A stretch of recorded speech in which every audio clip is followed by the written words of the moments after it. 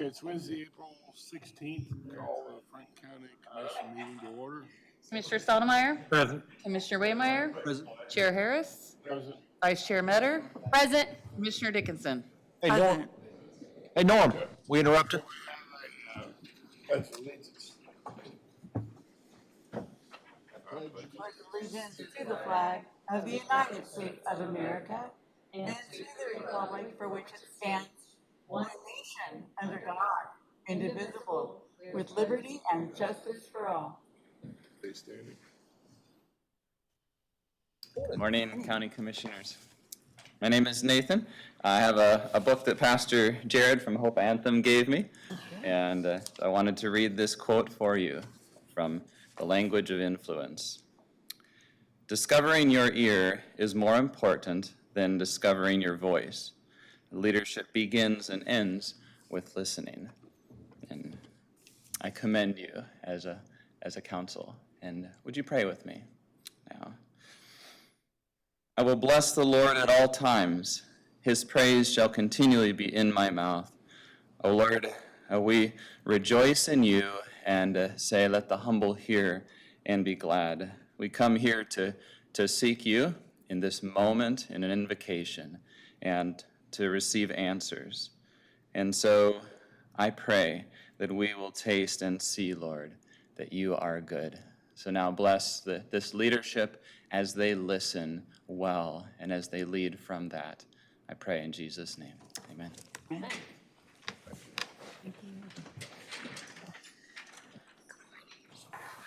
That's okay. Correspondence. Public comment. Norman Woogie.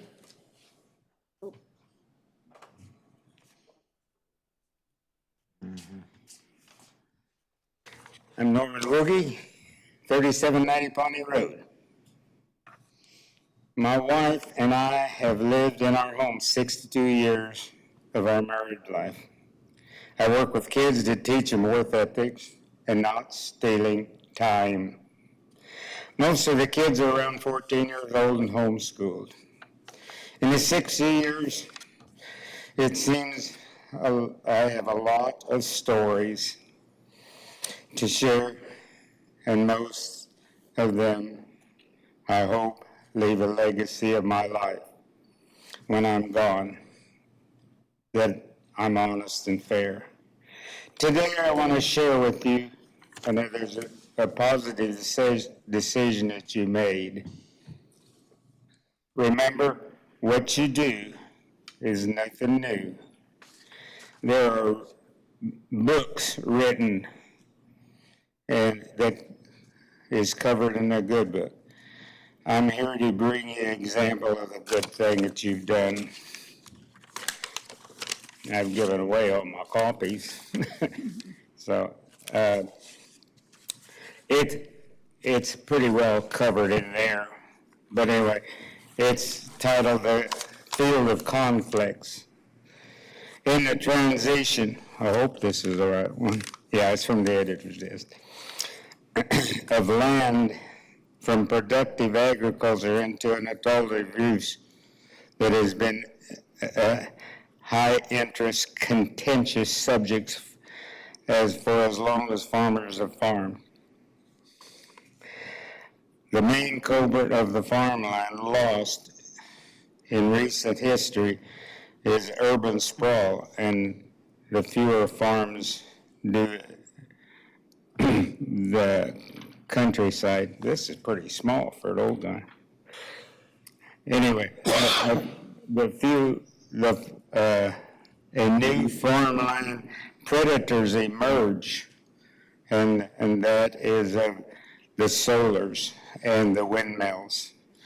And I'm not going to cover this whole thing partly, and it's all selling out to the greed of the companies that come in with professional people to sell an idea to you.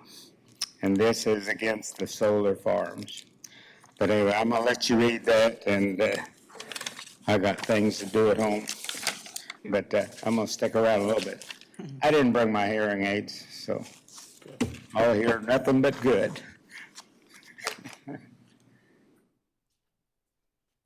Consent agenda was minutes from April 9th and claim vouchers of $851,432.79. Move to approve the consent agenda. Second. Commissioner Stottlemyre? Yes. Commissioner Waymire? Yes. Commissioner Metter? Yes. Commissioner Dickinson? Yes. Chair Harris? Yes. For items of business, we have EMS. Christie. Pretty in pink today. I feel very Miami Vice. There you Don't know go. why, but just glad spring's around the corner. So good morning. Thank you for having me. I just wanted to go over the third quarter data from 2024. During this time, we ran a total of 1,067 calls. That put our average at almost 12 calls a day. It was pretty consistent with what the third quarter in 2023 was when we ran 1,070 calls. So that was very consistent. As far as revenue, we were able to bring in a little over $100,000. It did put us a little short of what we had anticipated, but the good news is the glitch that we had has been worked out, so. With that, moving on, adjustments, we had that in the total of $39,842.33. And just, those are the contractual agreements that we have with insurance. I'm sure that when you go to the doctor and you get your statement, it comes back and it says that you're not responsible for this amount. So that's what that data is. And I do have this for Chairman Harris to sign. But then just looking over the operations of the department for the third quarter of 2024, you can see that in 2024, during this third quarter, our busiest day was Friday, which there still is no rhyme or reason as to which day is the busiest. You can see compared to 2023, our busiest day then was Monday. Runs by hour of the day, this does remain pretty consistent over time. However, we did have a big spike starting about 4 o'clock in the afternoon, and our call volume didn't really start to decline till close to 10 or 11 o'clock at night. In our runs by county, we did assist Anderson County and Douglas County, along with Miami County and Osage County in 2024 for the third quarter, but you can see the overwhelming majority of them were here in Franklin County. I think that just highlights that all of the ambulance services surrounding us have seen a pretty substantial uptick in calls. Our runs by district, Ottawa South continues to be the busiest district.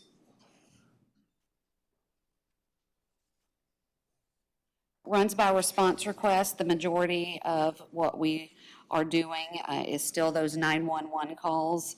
Our transfers were up about, 18 calls compared to the same quarter.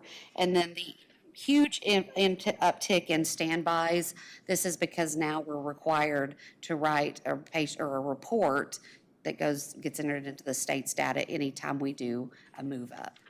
So that was not a requirement in 23. By our unit disposition, in all of the calls that we had, in 79% of the cases, 79% of the cases, it did involve a patient, and we made contact with the patient. 15% of them were a no patient incident, so that would be something like our standbys for when we're moving up for coverage. 4% of the time when somebody would call an ambulance, we just didn't find a patient at all. And then in 2% of the cases, we were canceled before we ever got there.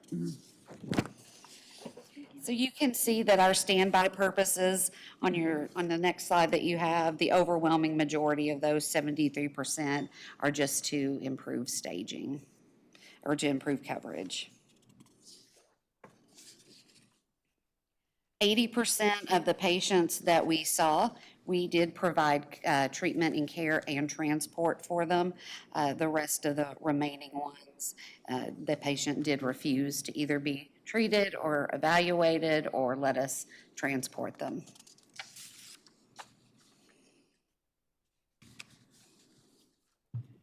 With this too, when we're looking at transport disposition, 61% of the time, we did have, they were transported by the crew. Of course, we've still got the 21% of the time, there was no transport, which would touch with our standbys. And then 15% of our patients just refused transport.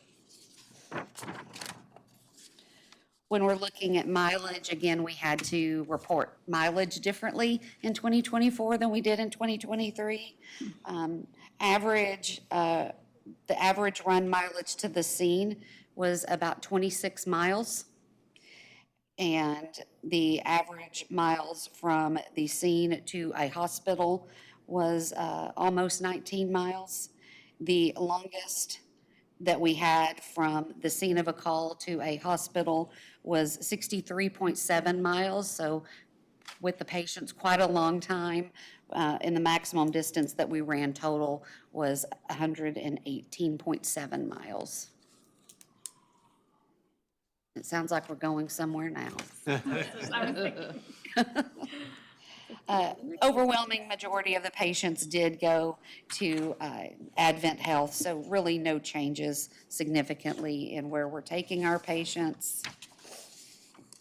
And if somebody gets in an ambulance, can they request where you take them? Yes, ma'am. And do you take them to Lawrence? Yes, ma'am. We sure do.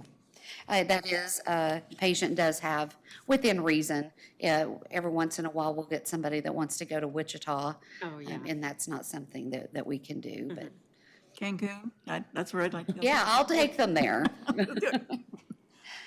Just the average runtime, this is how long it kind of takes us to run a call.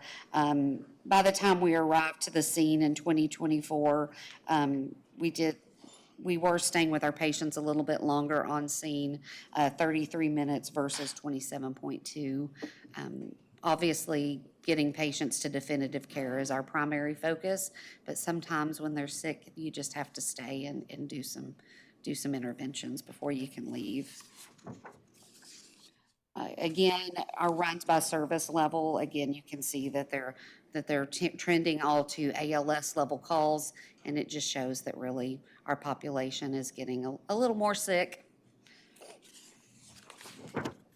And then the last two that we have are our move-ups and the times we were at status 0. Both of those were down as compared to 2023. And overall, in system status, we spent 668 minutes for about 0.5% of the time. We didn't have an ambulance that was available. All of them were out. We do still have the ability that when all of the ambulances are out, all the crews are out, they can call back administration on call and we'll come in and help. Or we have mutual aid with surrounding counties. And I'm happy to answer any questions that you have. North Ottawa and South Ottawa, that's split by the river? It is split by 7th Street. Oh, by 7th Street? Yes, ma'am. Oh, that is still kind of curious why South is so much more. I wonder how the population splits. Is it about the? That I do not know. Would it be you have more retirement homes on this side of town? Well, we do. All the nursing homes are in the South District. I just thought, oh, if it was the river, that would make sense because of the population. You're not as much population, but if it's split at 7th Street, it's like, oh, well, okay. Because we don't know. Questions for Christie? Okay, Thank you. thank you. Motion to approve. A second? I'll second. Commissioner Waymire? Yes. Commissioner Better? Yes. Commissioner Dickinson? Yes? Commissioner Stottlemyre? Chair Harris? Yes. Neighborhood revitalization properties approval, Janet? Commissioners, you have all the properties available there on your agenda that were presented to us from the city of Ottawa. This is just a normal routine item that they send us when they have properties that are pre-approved for the program, basically. These are properties that are going through the building process and that will likely be ready in the next tax year to go on to the tax rolls. So I'm just seeking your approval today for these to move to the tax rolls when they've met all the criteria of the program as approved by you guys at an earlier meeting. Questions on this? Motion? So moved. Second. Commissioner Metter? Yes. Commissioner Dickinson? Yes. Commissioner Stottlemyre? Yes. Commissioner Waymire? Yes. Chair Harris? Yes. Okay, staff reports, Nothing today, Ron. Paul?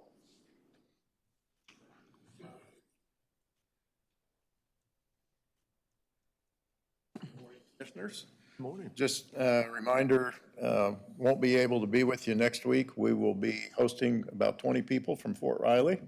So looking like we're going to have a full day, and we've got a great participation from the community. And so we'll do some industry tours in the morning and then have lunch at Auburn University and have some more presentations and try to sell jobs and life in Franklin County. So just looking forward to a great day with our Fort Riley guests. That's all I got, unless you have questions. Any questions? Thanks, Paul. Sheriff? Good morning. Last week I had brought you information about the number of inmates that we had. I will tell you that it's increased even a little bit more. We're at 89 right now. We do have 21 farmed out. Earlier this week, it was extremely busy, and Under Sheriff and I were both in there, and the count had gotten up to 97 on that day. So that forced us to farm more people out, and as you can imagine, when when that count gets higher, that increases a lot of things. We need more staff to be running people back and forth to court and those type of things. And if there's medicals, then it takes more people for that. But it also ends up costing us more on food because we get charged by the number of meals that we provide. So just letting you know that that's kind of where we are on that.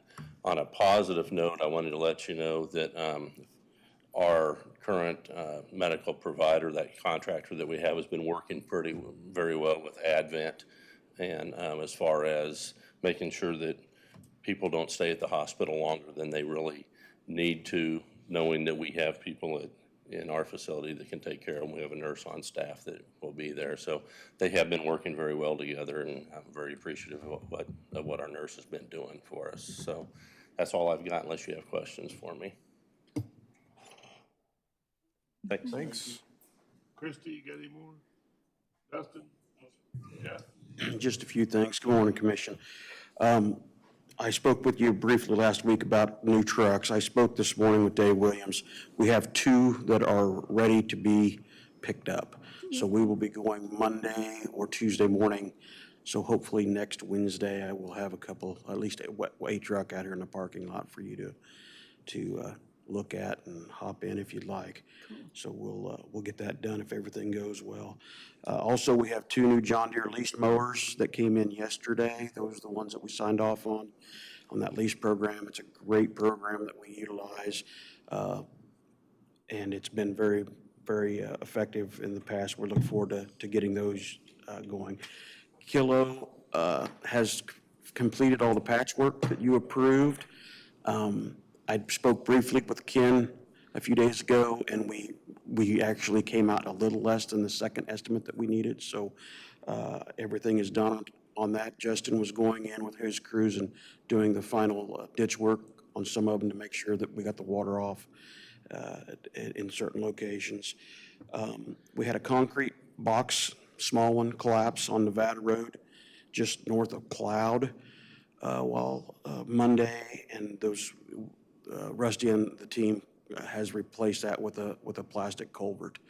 So that road has opened up again. The Jackson pipe that has been closed for so long between Iowa and Indiana, it has, yesterday they prepped it, the pipe is here and they're putting it in today, so we should have Jackson Road open up again. Dust control, Kelly and the office gals have been working hard to get that completed. I think in my time, the most we've ever had is 150, and this year we surpassed 200. So we have more dust control than we've ever had. Wow. And that should be going down here in the next few weeks, weather permitting. The last thing I want to say is we've got seasonal people coming on. This is a real busy time of the year for road work.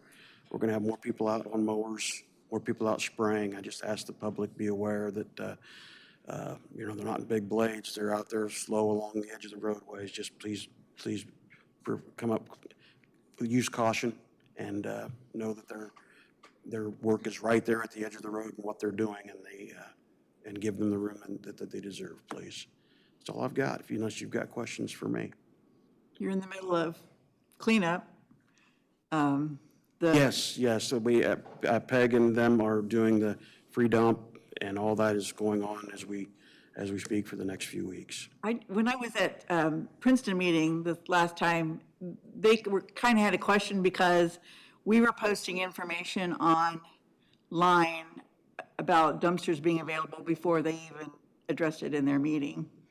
And with the cost of dumpsters, used to be 150, now they're 400. They're, questioning, like, can we really do this? But I don't know how maybe we should get that information to them earlier, or, I know it's every year, but still, they hadn't. We can try, if it's Just something that logistics just issue, came up. we can sure take care of that, absolutely. And then the other thing was, I wish that we would do the free dump at the dump. And I think we've talked about this before, at the landfill, before they do the community ones, they don't think they'd get so much. Is there a reason we don't do that? Well, I think it's just volume. I think they try to split the county up in volume, and then they just try to get, so it doesn't all arrive at the same time, is what is the whole purpose of why it's broke up. But I know since you've done it, we don't have near the trash on the roads. Yeah. Out where we Yeah. live. I mean, I can tell a huge difference. yeah, we those who pick it up because they illegally dump, it makes a difference. It does make a difference. That's all I got. Thank you. Commissioners? Dawn? I went to ECAN meeting last night and just discussing changes and trying to keep things running. The only thing it was at a chamber coffee for Angel Care Home Health here in Ottawa that basically can go to your home and do some of the health things so that you can stay in your home longer. Basically, it's for our older population. That's all I have. How much time do you want for your meeting, Derek? 20's fine with me. Consider a motion to enter the executive session for 20 minutes. I'll make the motion. Can I read the rest of it? Can I add on to that? Yep. To discuss a legally privileged matter pursuant to the Coma exception line for privileged discussion between the board and its counselor. Thank you. You agree with that for your Yes, motion? I do agree Okay. that I'll was my second. motion. Sorry. All right. Did you second? I seconded the vote. All in favor? Aye.